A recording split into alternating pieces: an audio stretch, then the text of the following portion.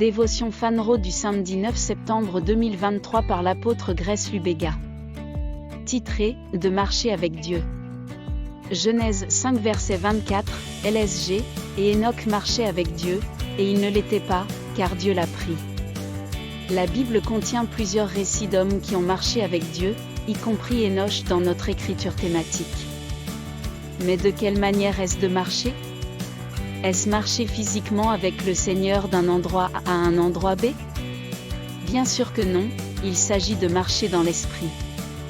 Lorsque Dieu marche avec un homme, il le conduit vers des lieux en lui, vers des royaumes dans l'esprit et des hauteurs dans le monde invisible.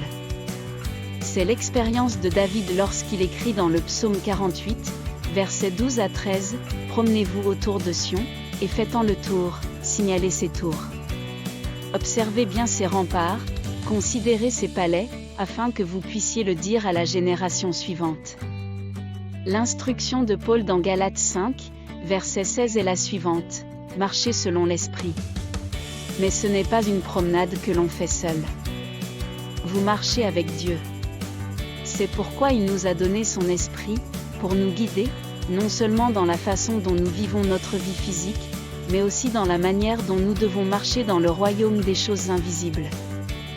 Alléluia! Étude plus complémentaire, psaume 48, versets 12 à 13, Galates 5 verset 16. Pépite d'or, lorsque Dieu marche avec un homme, il conduit cet homme vers des lieux en lui, vers des royaumes dans l'esprit et des hauteurs dans le monde invisible. Prière, Père aimant, je te remercie pour cette sagesse. Merci pour la liberté de marcher sous la conduite de votre esprit. Sous sa direction, je vois des choses invisibles à l'œil nu, entendez des sons qui sont assourdis par l'oreille physique et explorer des endroits que les hommes ne peuvent pas s'aventurer dans la chair, au nom de Jésus, Amen.